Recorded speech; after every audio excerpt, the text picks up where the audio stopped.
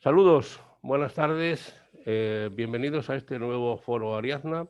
Ariadna es una logia masónica dependiente de la Gran Logia Simbólica Española, que pertenece a esta obediencia masónica abierta, donde hombres y mujeres comparten de sus esfuerzos. Esta logia sevillana tiene siempre, mensualmente, un foro llamado Foro Ariadna, donde hablamos de temas importantes que nos puedan llevar a entender cuestiones de futuro. Hemos hablado de literatura, por ejemplo, hemos hablado pues, de las elecciones norteamericanas, así comenzamos, y hoy vamos a hablar de salud pública, es decir, principalmente del coronavirus. Es ciertamente, todos tenemos nuestra ración diaria de coronavirus, basta con poner los informativos y poder escuchar continuamente el parte diario de víctimas mortales, de gente que pasa a ser internada en unidades de cuidados intensivos, hospitalizadas, etcétera. Realmente un drama que estamos viviendo desde hace más de un año. Y es bueno saber hacia dónde vamos y qué queremos en términos de salud pública, no solo de economía, que es lo que parece a algunos importar. Por ello, insisto, este es un foro abierto a cualquier persona, no solo a hermanos y hermanas masonas, sino a todos aquellos que quieran acompañarnos en este importante debate.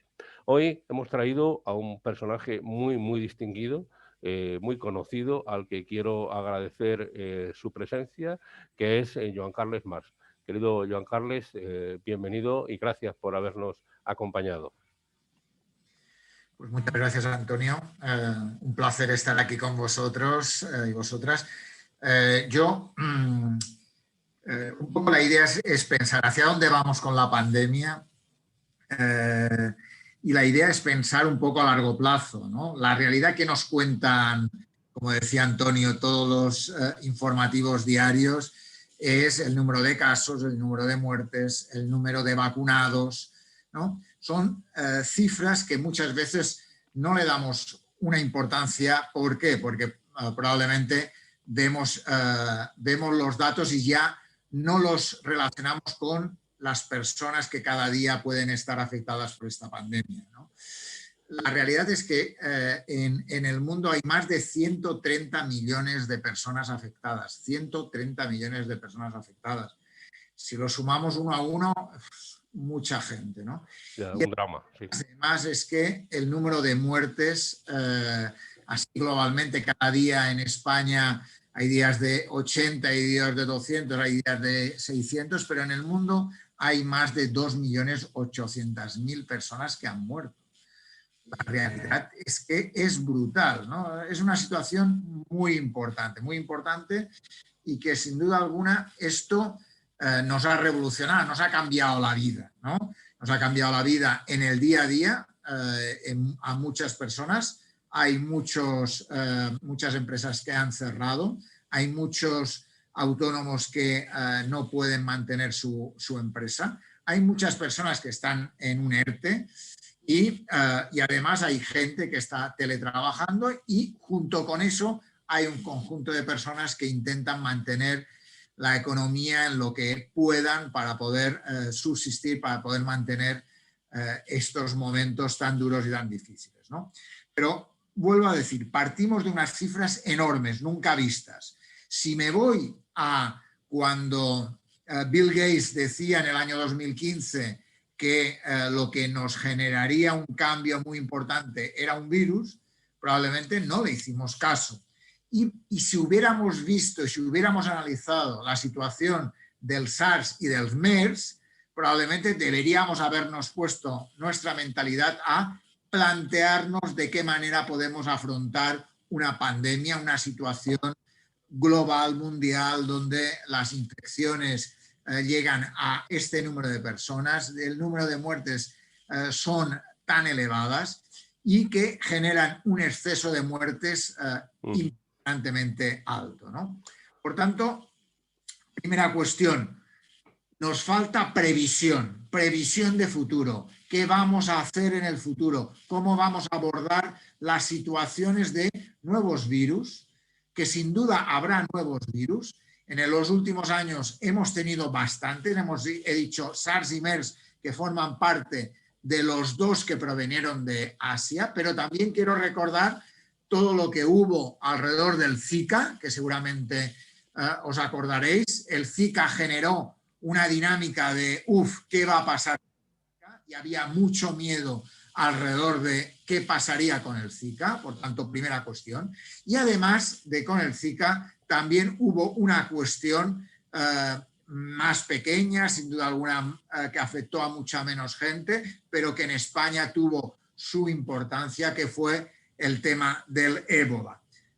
Por tanto, ya vemos SARS-MERS y ahora SARS-CoV-2, Zika y hace poco ébola. La realidad que nos marcan es una situación donde las virasis, los virus, tienen un papel muy importante en el día a día de lo que puede pasar en la sociedad española y en la sociedad mundial, diría yo. Por tanto, ante eso, primera cuestión, previsión. No podemos estar desprevenidos, no podemos estar no preparados, no podemos estar con una salud pública en pañales. Porque si estamos en una salud pública en pañales, llega el SARS-CoV-2 y no nos enteramos. Eso es uno de los grandes peligros, uno de los grandes problemas que tenemos en estos momentos. Llega un virus y no lo abordamos de una manera directa porque pensamos que no nos va a afectar tal como realmente ha llegado a afectarnos este SARS-CoV-2, esta enfermedad, esta COVID-19 que ha generado lo que ha generado social, sanitariamente y económicamente. Por tanto, primera cuestión, previsión y prevención son dos elementos fundamentales ante esta situación pandémica.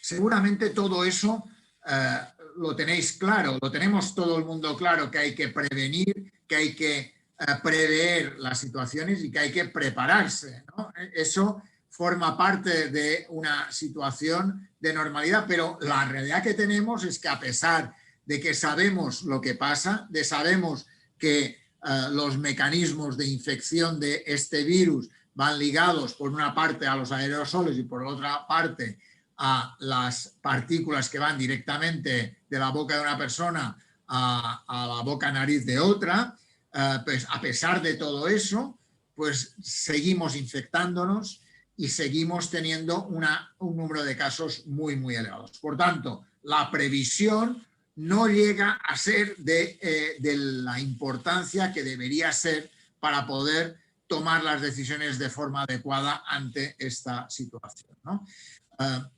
Y en este caso, si nos vamos a cómo ha ido evolucionando la enfermedad en este año de pandemia, la realidad es que tuvimos una primera pandemia, una primera ola, que yo casi diría hemos tenido 4 olas, pero que la realidad es un maremoto con una ola que va haciendo subidas y bajadas, en la cual una primera fue muy terrible porque no sabíamos qué era eso, cómo abordarlo. Una segunda que fue porque pensábamos que ya lo habíamos superado y porque no tuvimos en cuenta la situación que nos venía, pensando que el verano y el calor nos lo quitaba de en medio, y eso no fue.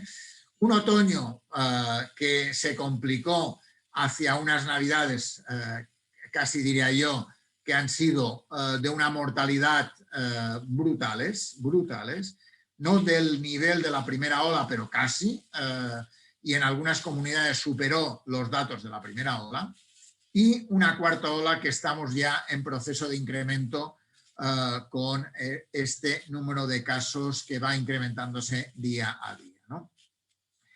Sabemos también, y eso todo lo hemos podido ver, y es la gran afectación de lo que son la realidad de las residencias. Hubo una mortalidad muy importante en residencias que también nos hace plantearnos de cara al futuro cómo debe ser la atención a los mayores en el futuro. Si las residencias como estaban planteadas debe ser el espacio adecuado. si cómo deben mejorarse esa atención, cómo deben ser los profesionales que los atienden, porque realmente la realidad que nos encontramos es una situación que necesita sin duda hacer un cambio y una mejora de forma muy importante. Lo que sabemos es que todo eso ha generado un exceso de mortalidad en residencias muy importante, que empieza por Madrid, que tiene el exceso de mortalidad más importante de todas las comunidades, con un exceso de mortalidad que supera el 50%, pero que a ello le siguen algunas otras comunidades como Castilla y La Mancha, Aragón, etcétera, que probablemente hacen unas comunidades que generan un incremento de mortalidad muy importante. Por tanto, de alguna forma hemos dicho hay que prepararse, hay que prevenir, pero también hay que pensar que las estrategias del futuro tienen que ir ligadas a cambios sociales muy importantes. Un elemento muy importante tiene que ser en cómo vamos a vivir a partir de cierta edad, cómo va a ser nuestro futuro alrededor de si las residencias de mayores van a ser el espacio real para poder estar, para poder convivir. Porque realmente la situación que han pasado las residencias con una mortalidad tan importante nos hace necesariamente que plantearnos un cambio radical en las formas de gestionar estas residencias, de cambiar las formas de negocio que se plantearon por parte de algunos inversores en ese sentido y, por tanto, de cómo afrontarlo con un cambio de mentalidad importante, ¿no? Por tanto, ya hemos dicho dos cambios muy importantes. Uno, el de la salud pública, el de la prevención, el de estar preparados, el de no pensar que esto no va a llegar, el de tener en cuenta que tiene que haber los suficientes mecanismos que nos ayuden a, cuando llegue, saber que ha llegado y cuando llegue, saber cómo atajarlo, primera cuestión. Y segundo, saber que en algunos grupos sociales, en algunos grupos, en este caso etarios, como las personas de mayor edad, esas enfermedades afectan más directamente y, por tanto, el saber cómo abordarlas, el saber cómo afrontarlas es un elemento esencial para poder utilizarlo de una manera adecuada y, por tanto, tener las respuestas, sin duda alguna, que puedan ayudar a afrontar estas situaciones. Por tanto, tenemos esos dos elementos de entrada, ¿no? Tercera cuestión. Al inicio decíamos que a todos nos puede afectar esta pandemia, pero la realidad de la pandemia no es que a todos nos pueda afectar la pandemia. Realmente es así, a todo el mundo le puede afectar esta enfermedad, a todo el mundo le puede llegar esta COVID-19, pero la realidad es que a unos llega más que a otros. Por tanto, a la cuestión social, etaria, residencias de ancianos, a la cuestión de preparación y prevención, salud pública, hay que añadirle una cuestión económica o socioeconómica muy importante, y es que a las personas con menos nivel económico, con menos recursos económicos, con menos posibilidades económicas, esta enfermedad afecta más. Por tanto, es algo que sabíamos, las desigualdades sociales en salud es algo que sabemos, conocemos y que hay que saber afrontar, ¿no? Pero sin duda alguna, ante esta situación de cómo afecta la pandemia a las desigualdades, implica que tenemos que afrontarlas de una manera diferente. No podemos pensar que las desigualdades, la enfermedad da igual porque la vamos a afrontar bien de cualquier forma. No. Hay personas que se mueren antes que otras y se mueren más personas que viven en barrios pobres que viven en barrios ricos. A personas que tienen un nivel socioeconómico más bajo que tienen un nivel socioeconómico más alto. Por tanto, sabemos dos cosas sobre la mortalidad. Una esa, y dos, que a partir de 65 años hay un mayor riesgo de poder morir. Por tanto, el mayor riesgo está en esas edades y el mayor riesgo es también, como decía antes, en la situación que puedan tener las personas con menores niveles económicos, sin duda alguna, ¿no? Por tanto, esos son dos cuestiones, por tanto, son las tres cuestiones que yo creo que hay que tener en cuenta para poder afrontarlas de una mejor manera, ¿no? Si pensamos en una cuarta cuestión, si esto va, si es una cuestión de hombres y mujeres, si vemos una cuestión es que a partir de 80 y más años hay más mujeres que hombres, de 70 y 79 años es ligeramente más mujeres que hombres, pero la cuestión a partir de ciertas de las edades más jóvenes, en cambio, en la edad de 0 a 9 años o de 10 a 19, afecta más a hombres que a mujeres, ¿no?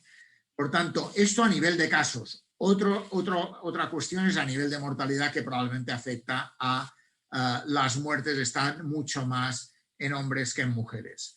Pero a nivel de casos, la realidad que nos encontramos en los grupos de edad de prácticamente, excepto a menores de 20 años, son más en mujeres que en hombres. Por tanto, es una cuestión ligado seguramente al cuidado, ligado a las profesiones sanitarias, que son mayoritariamente femeninas, que han tenido muchos más casos que la población general proporcionalmente, y también a determinadas poblaciones esenciales que también tienen muchos más casos de mujeres que de hombres.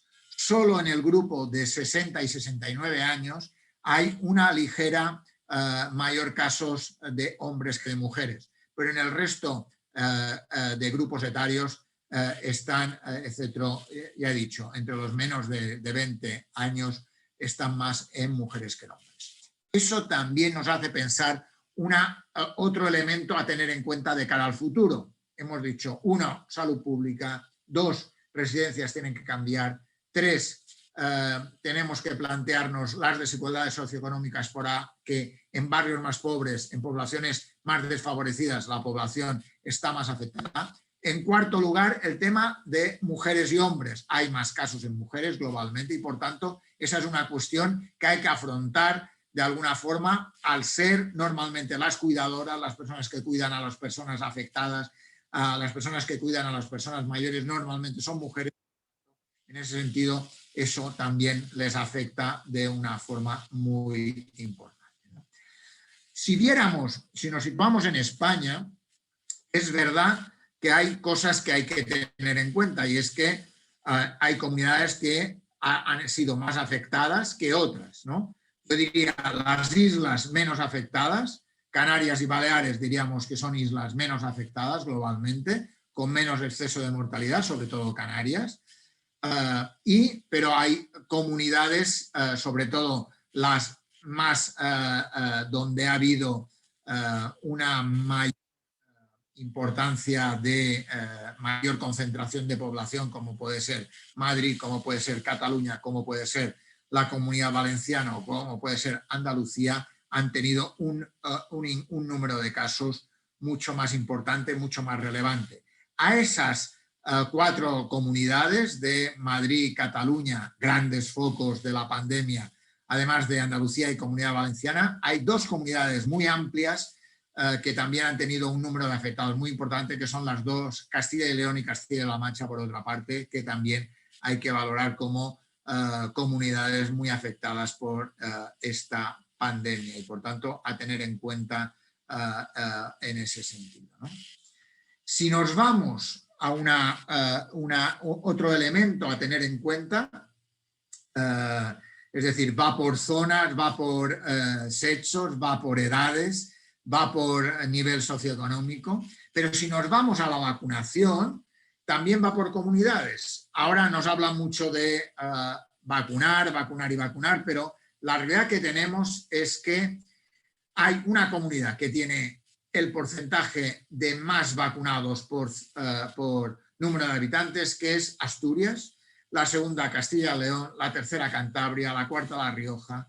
Por tanto, nos vamos, la quinta Aragón, las 5 primeras están del centro para arriba. Por tanto, eso es un elemento que hay que tener en cuenta, ¿no?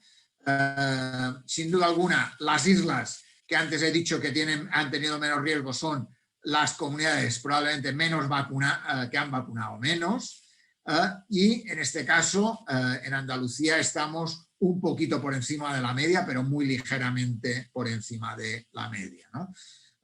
Pero también hay que decir una cosa, por tanto, eso es un elemento muy importante porque la vacunación tendría que plantearse, es decir, las estrategias preventivas en este caso, la vacunación debería plantearse una estrategia fundamental que debería tener varios focos. Uno, las que han sido hasta ahora, que son profesionales sanitarios y sociosanitarios, personas de residencias, 2 focos muy importantes ante esta pandemia. Segundo bloque debería ser el grupo de edad, mayores de 65 años, que han empezado por los mayores de 80, lo cual debería ser a un ritmo mucho más rápido y no empezar con personas, digo, profesorado desde mi punto de vista, con todos los respetos para el profesorado, o bomberos o policías, porque creo que no tienen el riesgo que tienen otros grupos sociales, como son los de mayores de 65 años, como he dicho, y junto con eso hay un cuarto grupo esencial que son las personas que tienen una enfermedad crónica. Yo soy gran partidario, gran defensor, he escrito muchos artículos sobre el tema y es la necesidad de vacunar a personas con enfermedades crónicas. Sin duda alguna, eso es un elemento, la cronicidad va a ser una pandemia posterior ante, de alguna forma, una sensación de olvido y abandono que ha habido por parte de las autoridades con las personas con enfermedades crónicas, con la dificultad para ir a seguimientos, con la dificultad para poder hacer un seguimiento de su enfermedad y, sin duda, también por la dificultad de acceder a los servicios sanitarios, ¿no? Por tanto, ese grupo debería ser prioritario. Y yo haría un quinto grupo prioritario en la vacunación que va ligado a ese elemento que antes decía de las desigualdades y que es el elemento de la necesidad de vacunar también a personas en riesgo socioeconómico. Si las personas en riesgo socioeconómico tienen más posibilidades de morir de COVID-19, tienen más posibilidades de infectarse de COVID-19, tienen que ser más rápidamente vacunadas de COVID-19. Y sin duda alguna, esta es una situación que deberíamos tener en cuenta porque lo que sabemos es que la vacuna tiene un elemento muy importante en la mortalidad. En la mortalidad de las personas vacunadas de 80 años es espectacular en ese sentido. La vacunación, los resultados en Granada mismo ha disminuido la mortalidad en personas de más de 80 años en más de un 75%, por tanto, eso son cifras fantásticas, pero también ya a pesar de que el ritmo de vacunación en menores de 80 años es muy suave, es muy lento, es extremadamente lento, pone nervioso de lo lento que es, sin duda alguna, pero también está bajando en algunos grupos que han empezado a vacunarse en estas edades en España y sin duda alguna, si me voy a Israel o si me voy al Reino Unido o si me voy a Estados Unidos, que tiene un nivel de vacunación mucho más alto, sin duda alguna la variación es muchísimo mayor, ¿no? Europa, yo creo que por unos malos contratos que creo que ha hecho la Unión Europea, yo creo que está muy bien que lo ha hecho la Unión Europea porque es fundamental, pero los contratos que ha hecho la Unión Europea obligan a repensar cómo debe hacerse los contratos globales, cómo debe hacer la gestión global de una pandemia con más salud pública. Debe generarse que el Centro de Control de Enfermedades Europeo debe tener un papel mucho más importante del que tiene, que en España debe haber una agencia de salud pública española y que en Andalucía habría que reforzar lo que es la Escuela Andaluza de Salud Pública o fortalecerla incluso más, generando un espacio de salud pública incluso más importante del que es la Escuela Andaluza de Salud Pública. Pero la realidad que tenemos es que la vacuna y la mortalidad tienen una relación muy importante a tener en cuenta y que sin duda esto nos va a afectar sin duda alguna, a la relación con todo el tema del futuro que nos espera, ¿no? Yo, básicamente, esos son los elementos más importantes a tener en cuenta, ¿no? Es evidente también que todos esos elementos que he dicho, que van desde lo que he dicho de la salud pública a las vacunas, que es el elemento más importante de salud pública que hay en estos momentos, a la cual habría que añadir un elemento muy importante que no se le ha dado en España la importancia que debería tener, que es el rastreo. Sabemos en estos momentos por cada euro que se invierte en rastreo se obtienen 20 de beneficios o 19,4 realmente. Por tanto, la realidad de un buen rastreo es un elemento fundamental para ayudar a que la gente se quede en casa cuando tiene que estar, cuando tiene un contagio y se le ha dicho que haga una cuarentena o un aislamiento. Pero la realidad es que eso implica una mayor inversión en salud pública, como decía al inicio, ¿no? Todo eso, sin duda alguna, me hace plantear algunas cuestiones de cara a nivel individual y a nivel comunitario, ¿no? Una que va ligado a la pandemia del futuro. ¿Qué nos va a pasar en el futuro? Seguro que se van a disminuir el número de casos, va a disminuir la mortalidad, va a disminuir el número de hospitalizaciones y, por tanto, vamos a mejorar la situación en la que estamos con respecto a la COVID-19, sin duda alguna, ¿no? Va a tardar más o menos, pero vamos a ser capaces de ello sin duda, con un cambio de la situación muy importante. Pero la realidad que nos enfrentamos va a ser una pandemia, ya he dicho, una pandemia de los enfermos crónicos, pero también habrá una pandemia de la salud mental.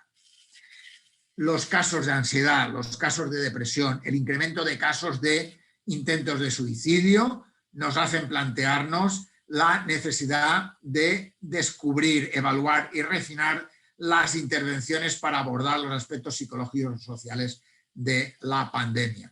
Porque la realidad es que son evidentes los efectos psicológicos y sociales, tanto directos como indirectos. Directos por la pandemia, directos por el confinamiento o directos por la enfermedad, pero también ligados a la pérdida de empleo, a las cuestiones sociales y económicas que ello sin duda alguna afecta, ¿no? Por tanto, todo eso va a afectar a la salud mental de ahora y en el futuro, ¿no?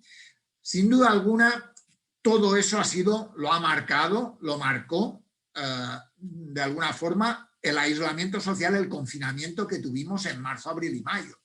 El aislamiento social tuvo una repercusión sobre el bienestar, sin duda alguna. Hubo un aumento de la ansiedad, de la depresión, del estrés y de otros sentimientos negativos. El estrés postraumático es un elemento que han planteado muchos sanitarios y es sin duda alguna uno de los elementos que ansiedad, depresión, estrés, repercusión sobre el bienestar y otros sentimientos negativos que antes decía, como intentos de suicidio o suicidios consumados, son elementos que hay que tener en cuenta. Además, hay que decir, como decía antes, los efectos de las dificultades económicas, ¿no? Por tanto, esta fatiga pandémica, esta fatiga psicológica está haciendo mella en la sociedad y a eso le añadimos el temor al contagio, la incertidumbre, la angustia financiera, el miedo y también otra cosa muy importante en los primeros meses de la pandemia, en la primera ola, que son los duelos mal resueltos. Los duelos mal resueltos, sin duda alguna, ha afectado a mucha gente. La no posibilidad de despedirse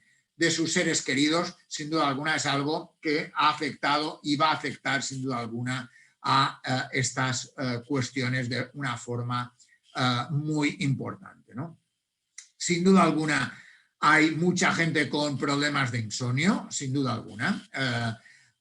La incidencia en profesionales sanitarios, que es un grupo muy particular, pero es un grupo muy afectado en esta pandemia, es 2 veces más alta. Por tanto, de alguna forma constituye un indicador del impacto que tiene en ellos, en los profesionales sanitarios y sociosanitarios, el sobreesfuerzo y la tensión acumulada, sin duda alguna.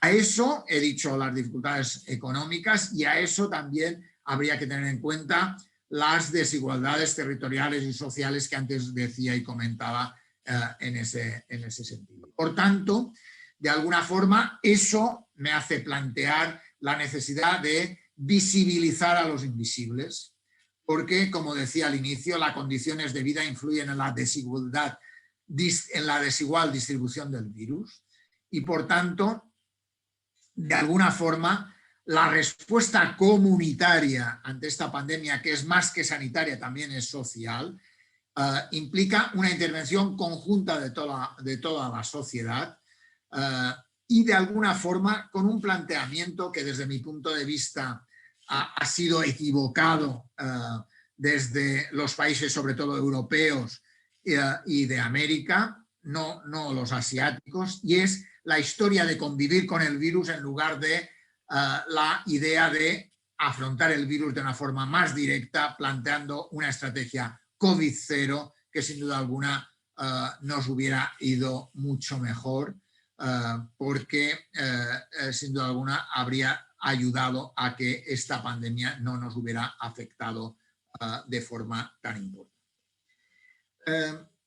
Voy a ir terminando, si os parece, para que pueda haber preguntas, pero para mí hay otro elemento y un poco ya que está Antonio aquí, me gustaría plantearlo también, y es la importancia de la comunicación, de cuidar la narrativa.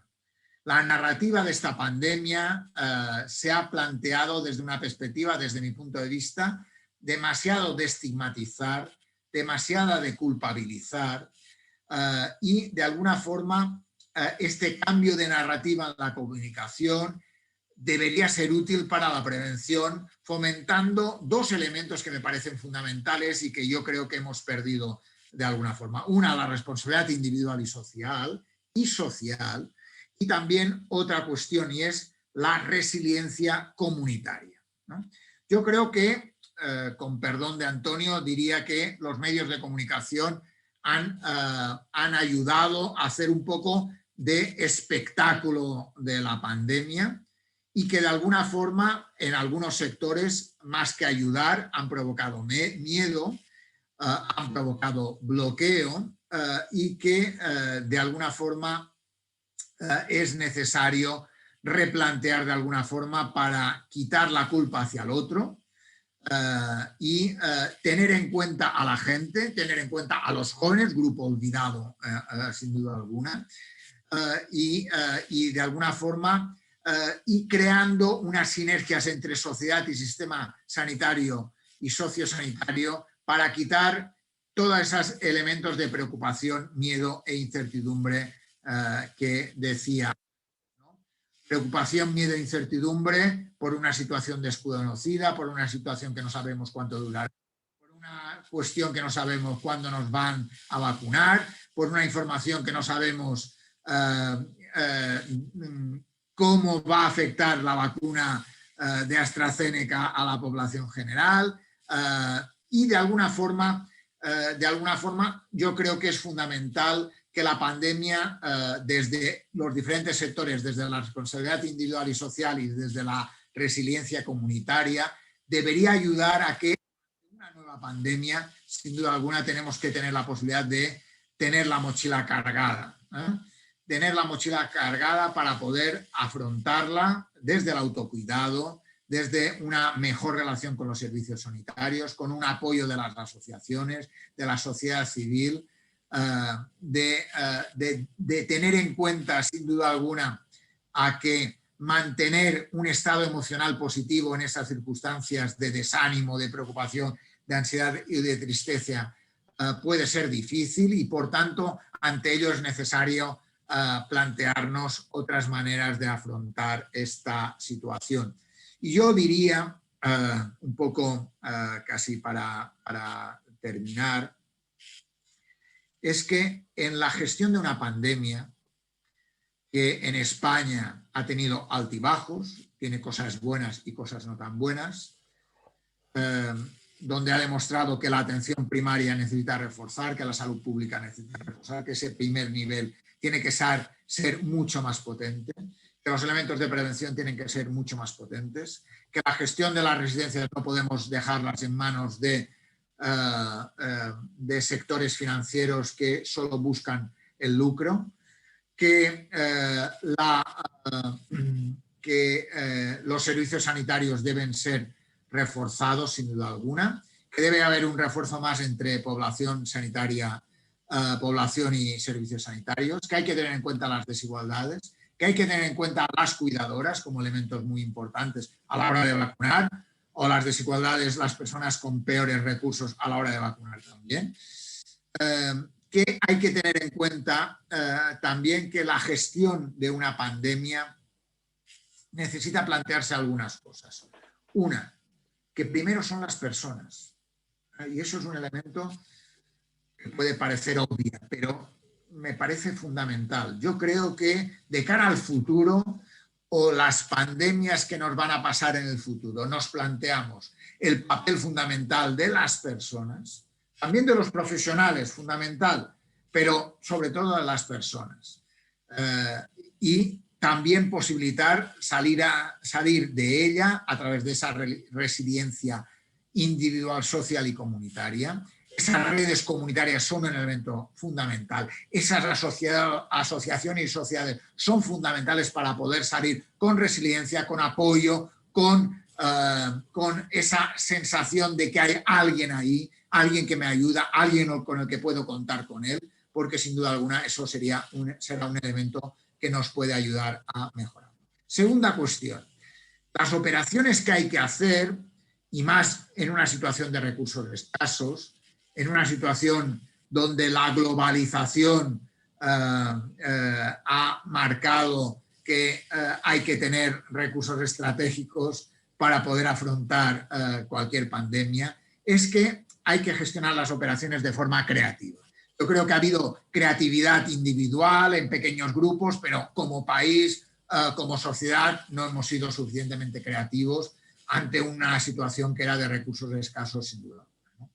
Tercera cuestión, yo creo que también nos ha marcado una cuestión que es muy importante y que yo creo que es muy importante que se mantenga, y es la importancia del trabajo en equipo. Yo creo que el trabajo en equipo, yo nunca había visto hacer tanta piña entre profesionales. Yo creo que eso es muy importante, pero tengo miedos, y es que cuidado que caigamos en la tentación de caernos por un precipicio y el trabajo en equipo se vaya a Norris. Por tanto, cuidado, que en ese sentido es fundamental. La cuarta cuestión es que hay que crear alianzas. Hay que crear alianzas. Me parece que es un elemento muy importante. Hay que crear alianzas entre medios de comunicación y sociedad, entre medios de comunicación y sociedades y asociaciones, entre medios de comunicación y sectores diferentes sociales, entre colectivos ciudadanos, entre proveedores. Es decir, las alianzas va a ser un elemento clave de cara al futuro. Si no hacemos alianzas, y alianzas no solo de trabajo en equipo, fundamentales, sino alianzas también entre sectores, entre proveedores, entre centros sanitarios, entre investigadores, entre colectivos ciudadanos, sin duda alguna nos equivocaremos una vez más. Quinta cuestión, necesitamos un liderazgo claro, un liderazgo humilde, un liderazgo empático, un liderazgo ético.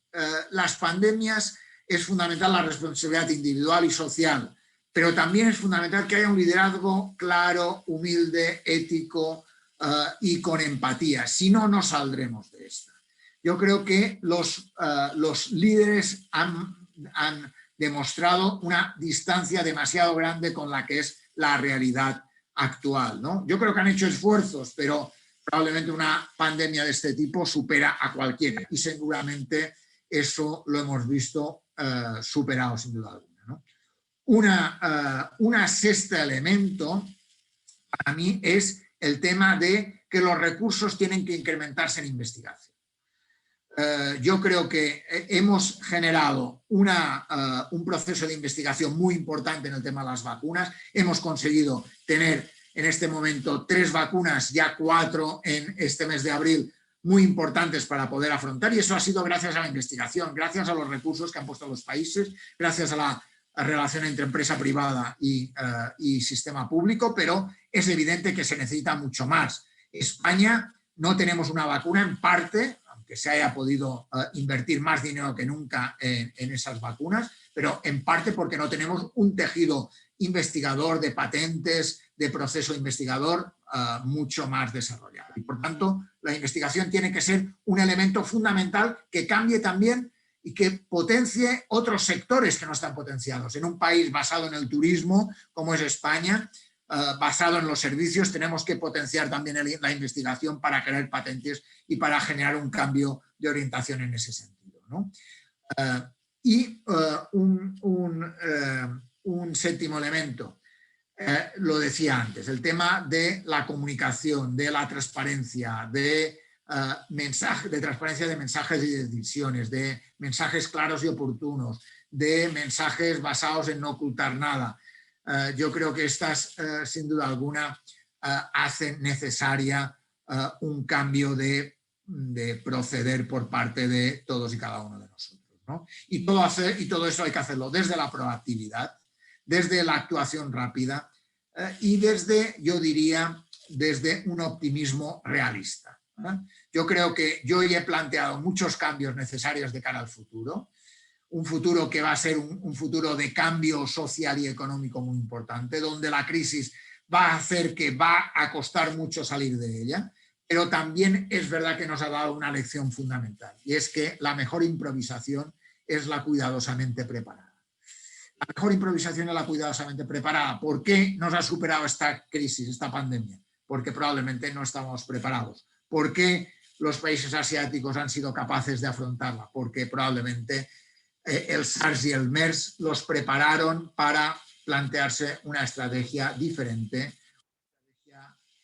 que sin duda alguna ha ayudado a desarrollar una estrategia individuales, sociales y comunitarias con mucha más potencia, con mucho más poder, con mucha más poderío, sin duda alguna, diciendo una palabra de aquí, ¿no? Pero que nos hace que si seguimos igual vamos a caer de nuevo, y por tanto la necesidad de un cambio en todos esos parámetros que he dicho me parece no necesario, sino imprescindible para poder conseguir esa necesidad de futuro. Muy bien, muchísimas gracias, Joan Carles. Te has lanzado en toda esta expresión de más de 45 minutos. Ni siquiera tuve ocasión de presentarte como te mereces, así que lo aprovecho ahora, sobre todo porque también se han incorporado otras personas que han seguido tu intervención. Hay que decir que Joan Carles Mars estudió en la Universidad Autónoma de Barcelona, es mallorquín de nacimiento, pero lleva ya muchos años en Granada, en la Escuela Andaluza de Salud Pública, que yo la calificaría, si me permite, Joan Carles, de un foco, de una luz en un camino, especialmente en términos de salud pública. Realmente estar allí se aprende mucho. Hemos tenido ocasión de colaborar en temas de pacientes y en muchos otros aspectos, y realmente merece la pena. Así que gracias por haber planteado temas. He tomado muchas notas cuando hablamos de liderazgo ético y cuando hablamos sobre todo de la desigualdad sociales en salud y del riesgo socioeconómico. Creo que ahí hay mucha tela que cortar. Inmediatamente vamos a abrir el turno de palabra para todas aquellas personas que deseen formular a Joan Carles, al que agradezco una vez más que haya estado con nosotros aquí esta tarde. Sinceramente creo que ha puesto encima de la mesa muchas ideas y que ahora podemos seguir analizándolas. Así que, por favor, sigamos un orden. Tengo una mano ya pedida de Antonio Claret y de José Carlos Carmona. Así que, el doctor Claret, por favor, adelante cuando quiera. Formule su pregunta. Muchas gracias, Antonio. Joan Carles, buenas tardes. Verás, yo he tenido a lo largo de estos meses sensaciones encontradas. Al principio estaba muy motivado, encerrado, cuidando de todo, siguiendo muy atentamente cualquier cosa que pasaba para poder estar haciendo lo que se indicaba que había que hacer en cada momento. Y según han ido pasando el tiempo, el aluvión permanente de información, las contradicciones permanentes que se han inevitablemente producido, porque hemos ido aprendiendo en prueba y error. Todo eso ha ido haciendo que al final, estos últimos tiempos, le huyo a la información sobre el COVID. No quiero escucharla porque me vuelve loco, no la entiendo. No comprendo las cifras que me ofrece la televisión o la radio. Las mezclan. Es de tal manera que evito la ansiedad alejándome del problema, alejándome de la información. Eso no quiere decir que no sea cumplidor de normas, las cumplo rigurosamente. Creo que ha habido un problema muy serio de comunicación en todo el producto de la COVID. Se ha utilizado la COVID como un problema estilo sálvame, muy al sálvame, o dicho en fútbol, como dicen los de fútbol, minuto y partido. Y resultado. Minuto y resultado. Y claro, eso te causa ansiedad y además, como el minuto y el resultado es contradictorio permanentemente, te aleja de la información. Y una buena información es necesaria para poder reaccionar adecuadamente. El segundo problema que he tenido durante este tiempo y que querría que analizara es que yo creo que ha habido un verdadero problema del Sistema Nacional de Salud, que no ha funcionado como un sistema de salud integrado.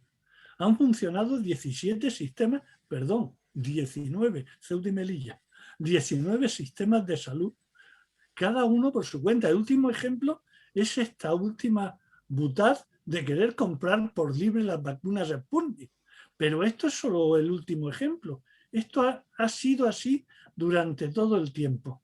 Y eso también ha generado en los ciudadanos una falta de tranquilidad, de falta de ese liderazgo necesario para confiar en las autoridades sanitarias y en las cosas que nos dicen que hay que hacer.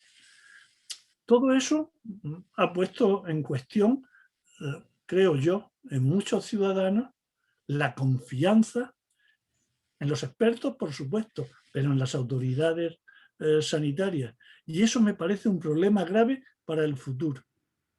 Para ese futuro que tú has dibujado muy bien, que nos vendrá inevitablemente con otras pandemias de otros virus, como han venido los anteriores. Si esta reflexión te genera alguna respuesta, te lo agradezco. Muchas gracias, Antonio. Yo coincido totalmente con lo que planteas y lo he dicho de alguna forma. La comunicación, espectáculo, tú lo has dicho, mejor dicho, un sálvame de luce, ¿no?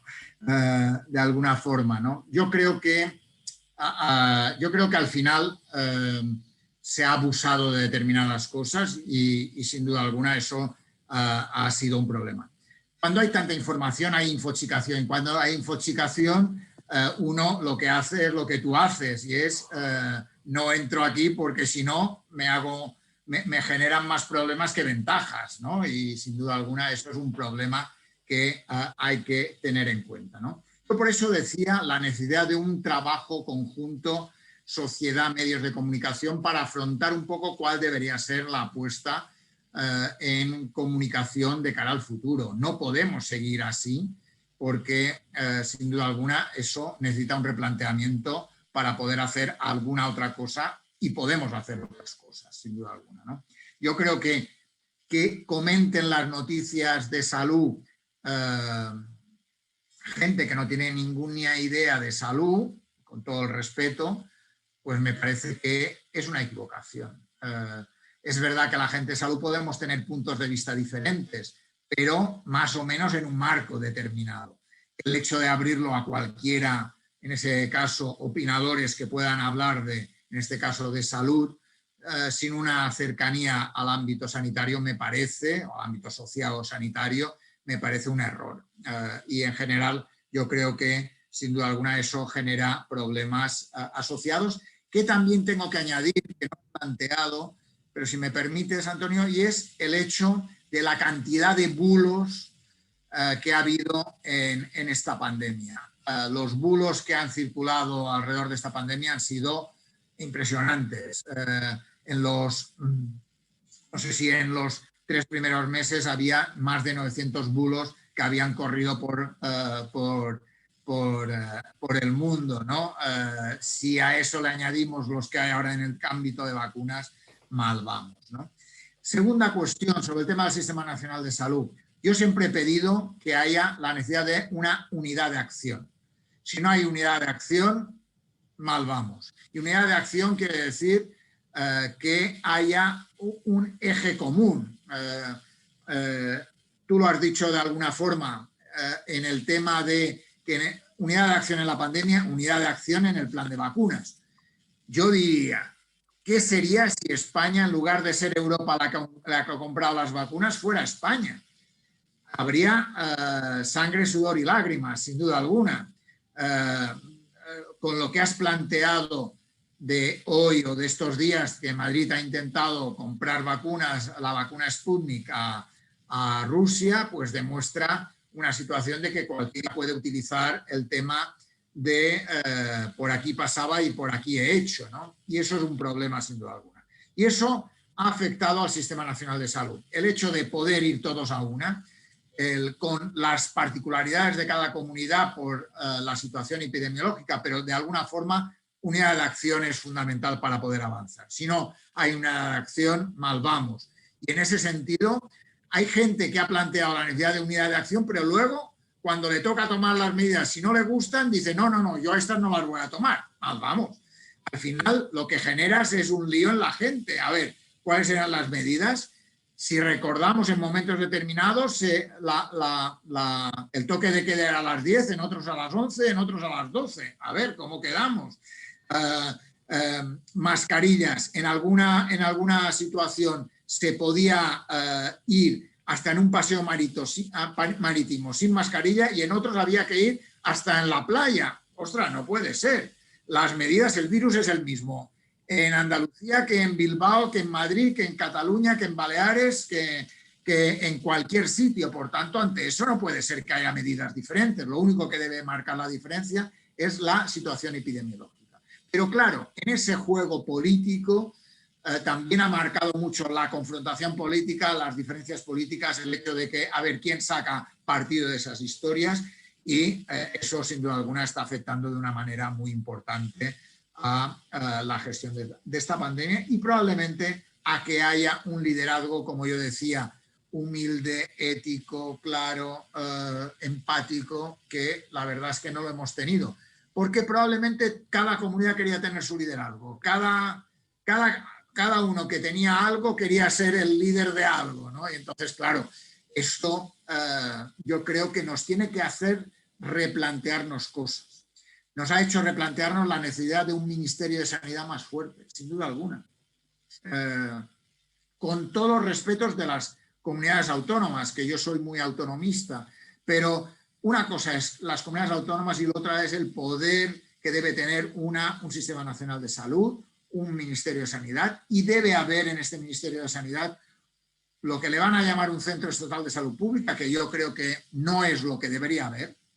Yo creo que debería haber una agencia de salud pública con mayor independencia sobre el gobierno, con un director o una directora que fuera elegido a partir de un planteamiento, un concurso abierto y no nombrado por el gobierno, y plantear que de alguna forma esa agencia de salud pública ayudara a un fortalecimiento del Ministerio de Sanidad con un papel coordinador mucho mayor y con un papel del Consejo Interterritorial que ayudara a confrontar y ayudar a unar esa unidad de acción necesaria y ese liderazgo imprescindible para la gestión de la pandemia. Muchas gracias, Joan Carles. Hay otra petición de palabra. José Carlos Carmona, por favor, cuando quieras, formula tu pregunta. Hola, buenas tardes. Gracias por tus comentarios.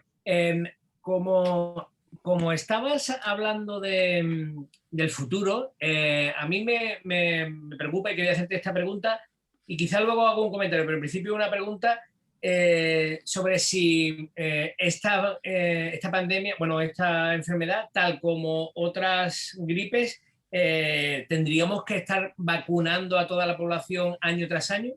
Gracias.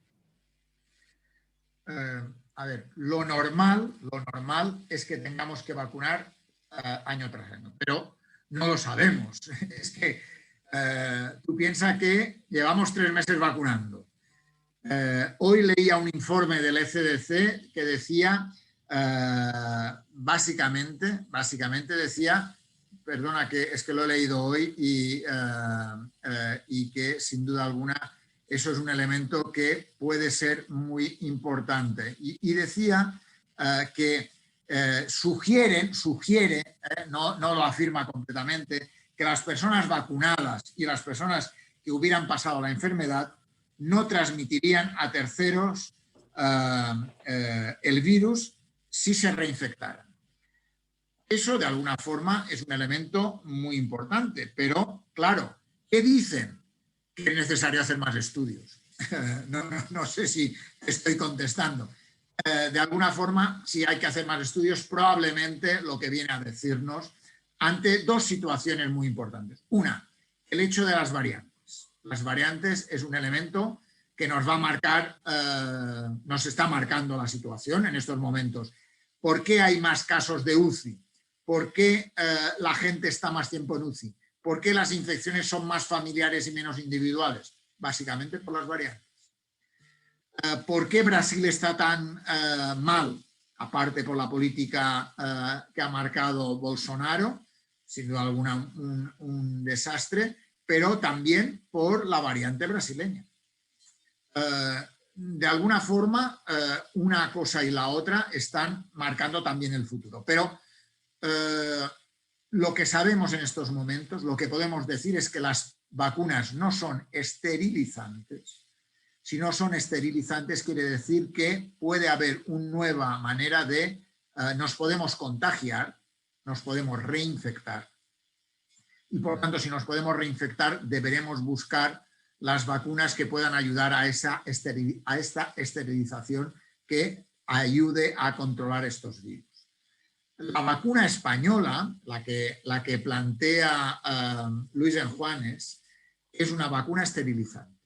Pero la vacuna española no va a estar probablemente hasta marzo, como dicen de alguna forma, marzo del año que viene.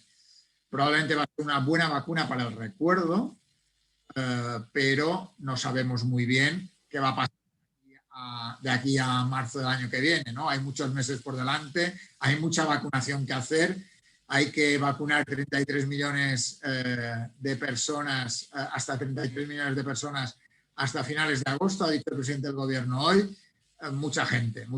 Por tanto, y habrá muchos casos. Lo mismo que ha pasado, que el presidente de Argentina ha tenido una infección probablemente menos grave, las ha habido en personas en residencias, más asintomáticas o casos poco graves, pero la realidad es que probablemente nos volveremos a infectar, nos volveremos a contagiar y ante eso habrá que buscar vacunas esterilizantes. Pero yo pensaba que te traían como gurú del futuro y nos ibas a contar un poco cuándo creías que esto iba a poder terminar, porque claro, yo tampoco entiendo por qué no se está hablando de cura en vez de vacuna. ¿No hay algún tipo de estudio sobre un producto que pueda curarnos de la enfermedad? Y luego, ya que tú has venido hablando del futuro, ¿tú más o menos cuántos años calculas que le queda a esto? Porque si cada año hubiera que volver a vacunar a gran parte de la población, las mascarillas no se podrían quitar nunca, ¿no? Según lo que estás planteando, ¿no? No, a ver, no, yo no tengo una bola de rapel que puedo decir el futuro, no soy futurólogo, ¿no? Y es verdad que los que han jugado a futurología se han equivocado todos. No conozco a nadie que haya acertado. Yo el primero, quiero decir, yo dije que probablemente hasta febrero no habría vacunas y la hubo a finales de diciembre. La realidad es que ha sido testimonial, testimonial. Pero probablemente nos hubiera ido mejor si hubiéramos empezado a vacunar, de hecho, bien hecho, a partir de febrero. Pero vamos, eso son otras historias. La realidad que tú que planteas, yo creo que el futuro, la mascarilla ha venido para quedarse. Lo digo, no para quedarse en todo el mundo. Qué horror, qué horror. Ni para quedarse en el exterior, pero probablemente personas que tienen una infección respiratoria, personas que tienen una gripe, personas que tienen una virasis, el hecho de utilizar una mascarilla ya no nos parecerá tan raro. La hemos tenido, la llevamos, vamos por la calle y probablemente eso que ha generado que las gripes hayan disminuido de forma radical, que los casos de sobreinfecciones en pacientes con una enfermedad pulmonar obstructiva crónica haya bajado radicalmente y, por tanto, bienvenido sea. Otra cosa es que Estados Unidos ya está haciendo ensayos sin mascarilla exterior o en interiores en grupos pequeños, o Gibraltar está haciéndolo igualmente en el exterior. Por tanto, está claro que vamos a disminuir el número de mascarillas. Yo lo que pienso es que ante eso vaya error decirnos que hay que llevarlas hasta en la playa, porque por un lado unos se la quitan y otros dicen que hay que ponérsela. Mal vamos. Forma parte de esa infoxicación que antes decía Antonio, que mal vamos, ¿no? Pero de alguna forma sí que yo creo que ha tenido ventajas dentro de esta situación tan terrible, y es que la mascarilla tiene elementos beneficiosos, y lo tiene, que la higiene de manos. ¿Cuántos profesionales sanitarios se lavaban las manos después de tocar a un paciente? ¿Todos? ¿Todos? ¿Lo creéis? En absoluto. En absoluto.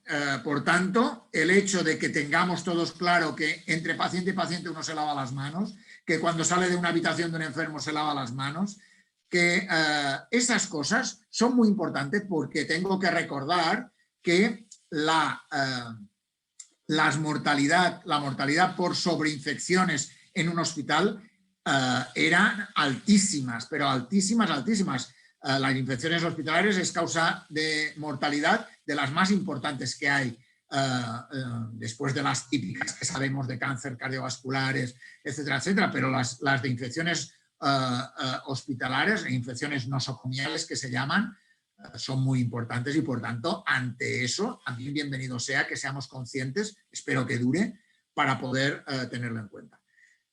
Sobre los tratamientos, José Carlos, la realidad es que no hemos encontrado ningún tratamiento. Se han utilizado, ¿qué es lo que mejor se sabe que va en estos momentos? Los corticoides, la dexametasona como gran tratamiento, pero los antivíricos, remdesivir, se hicieron ensayos clínicos, el porcentaje de mejora es pequeñísimo. Es verdad que hay algún antivírico que está funcionando, pero está claro que se han ensayado muchas cosas, pero no han funcionado. Es verdad que en estos momentos se sabe mucho más que lo que se sabía antes, que se actúa mucho más rápidamente, que se sabe cómo actuar ante determinados enfermos. Un ejemplo podría ser lo que está pasando con los casos de trombos en los casos de la vacuna de AstraZeneca. Esperando que haya el informe de la Agencia Española, de la Agencia Europea del Medicamento, que va a ser esta semana, pero parece que lo que vienen a decir es que hay cierta relación entre una cosa y la otra. Pero es verdad que hay investigadores alemanes que ya dicen, ya saben de qué maneras inmunoglobulinas endovenosas como tratamiento ante un síndrome que le han denominado de una síndrome de trombocitopenia protrombótica idiopática inmune inducida por la vacuna, un nombre cualquiera, ¿no? Que de alguna forma incluso han encontrado posible tratamiento, pero hay que confirmar que todos los casos son debido a eso, es decir, mucho por andar en los tratamientos, nos ha dejado cortos, hidroxicloroquina para nada, remdesivir para nada, avances, pero sin llegar a la clave. Los virus tienen muy difícil encontrar el tratamiento. Y diría más, el futuro también tiene otro problema, que se llaman antibióticos. Si tenemos un problema con los antivíricos adecuados, un ejemplo, no solo este SARS-CoV-2, sino el virus del SIDA, el VIH, que es un elemento que no tenemos tratamiento después de no sé cuántos años ya que se ha descubrido el virus. Pero tenemos un problema muy importante de cara al futuro y que no he nombrado, y que son los antibióticos. En estos momentos llevamos mucho tiempo donde cada vez más hay más resistencias antibióticas y cada vez menos hay nuevos antibióticos. Y eso es un problema de cara al futuro, sin duda. Muy bien, no tengo petición de palabra por parte de nadie. Alguien, Javier Peso, por favor, adelante, activa el micro, por favor. Sí, Javier, adelante. Sí, perdonad, perdonad el retraso, no me he podido incorporar antes, hemos tenido algunos problemas. Y bueno, Giancarlo, muchas gracias por tu ponencia y he llegado al final. No sé si me recuerdas, yo trabajaba con Ana Carriazo en la consejería en las relaciones internacionales. Me acuerdo de ti, Javier. Nos presentaron en la embajada de Cuba, creo, o en el consulado de Cuba, ¿no? En alguna de esas nos presentaron. Sí, fue allí, seguro. Bueno, pues encantado de saludarlos a todos. Bien, era simplemente porque, bueno, ahora estoy cedido en colaboración con el comisionado del Polígono Sur, entonces estoy como responsable de salud en esa oficina del comisionado en el Plan Integral del Polígono Sur. Y era sencillamente por apostillar un poco esta cuestión que hablaba de la necesidad de cooperación con la sociedad civil, que me parece absolutamente imprescindible en situaciones como esta, ¿no? Y la cooperación interinstitucional, que nos ha funcionado bastante bien ahí en Polígono Sur. Al principio de la pandemia creamos una comisión de emergencia que llamamos, en la que participamos todas las instituciones públicas que tenían algo que ver o con salud o servicios sociales. Sobre todo empezó por la emergencia alimentaria, porque sabéis que esa zona es la más pobre de Europa, según las estadísticas, y prácticamente unas 7.000 o 8.000 familias que pueden vivir allí, pues tuvimos que organizar de alguna manera atención alimentaria casi para la mitad de la familia. Estamos hablando de 3.500 familias, unas 15 o 20.000 personas al final que se atendieron. Un volumen absolutamente increíble, ¿no? Y difícilmente abordable si hubiera sido solo desde las instituciones públicas. Entonces, una coordinación importante con todas las organizaciones no gubernamentales del barrio, bueno, incluido pues, las grandes, Cáritas, Cruz Roja, pero otras que tienen una acción casi exclusiva en el barrio, entre amigos, no sé, bueno, hay algunas otras organizaciones. Y yo creo que una de las primeras veces que hemos compartido información directamente con el ayuntamiento, con los servicios sociales, para, bueno, no duplicar acciones y poder atender a todas las familias. Además ha habido una coordinación con salud pública del ayuntamiento, esto a lo mejor tienes algún conocimiento, y en nuestros servicios de salud y los servicios sociales para atender, bueno, a la cantidad de población también, pues transeúntes, sin techo, personas que, bueno, que están en tratamiento de drogadicciones, etcétera. Bueno, y se habilitaron unos polideportivos, se habilitaron una serie de mecanismos para atender a toda esta población en la que participamos todas las instituciones de la zona, ¿no? Y el Distrito Sanitario de Sevilla.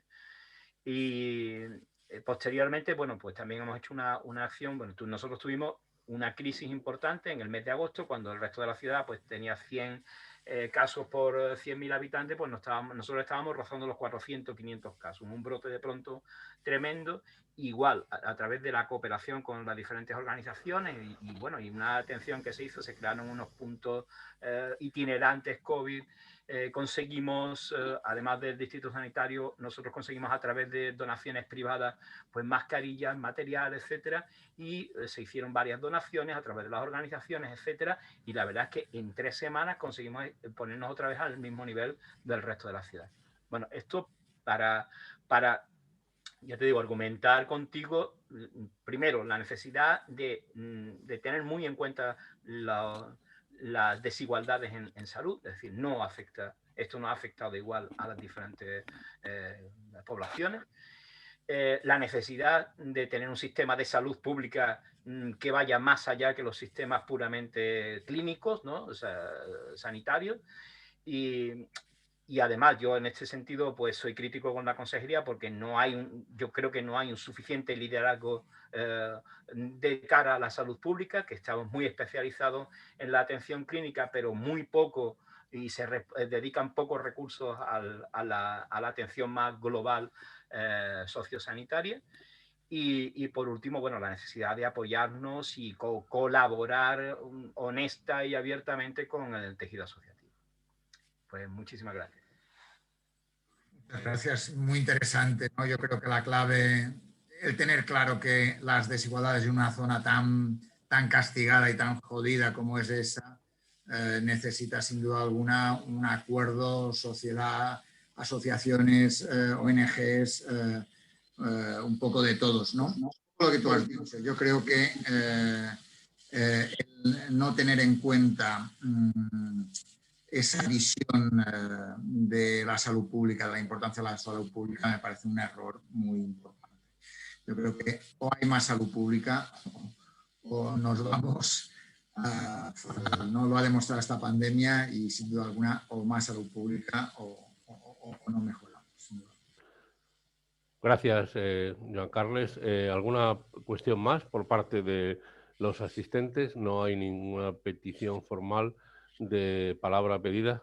Bueno, Joan Carles, yo entonces, yo sí quería decirte que todavía no hace un mes que mi padre murió en Madrid, víctima de COVID, en un hospital, que mi madre estuvo de enfermedad grave y su hermana también, y que por lo tanto estas últimas horas a mí me han ofrecido aparte del dolor por la pérdida de un padre, que bueno, tenía que irse con 90 años, pero se ha ido de una manera casi clandestina, ¿no? Sin poder despedirlo como hubiera merecido, y eso sin duda deja una asignatura pendiente hacia el futuro que cada uno tendremos que superar como pueda. Pero sí quería reflexionar contigo desde la experiencia personal en un aspecto, que ha sido el comportamiento de los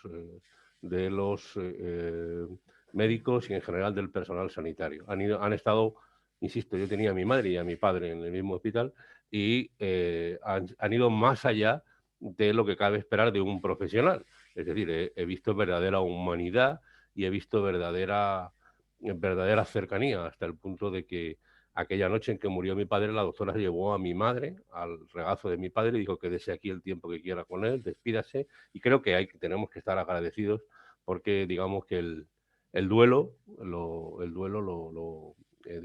mi madre sí al menos ha podido sobrellevarlo mejor. Y por lo tanto, creo que tenemos la suerte de tener una sanidad pública, en este caso era en el Hospital Ramón y Cajal de Madrid, una sanidad pública potente, pero sobre todo con unos profesionales que tienen una formación incluso más allá de la estrictamente médica. Evidentemente habrá excepciones en todos los sentidos, pero me apetecía reflexionar en esto contigo porque creo que eso ha supuesto también un colchón.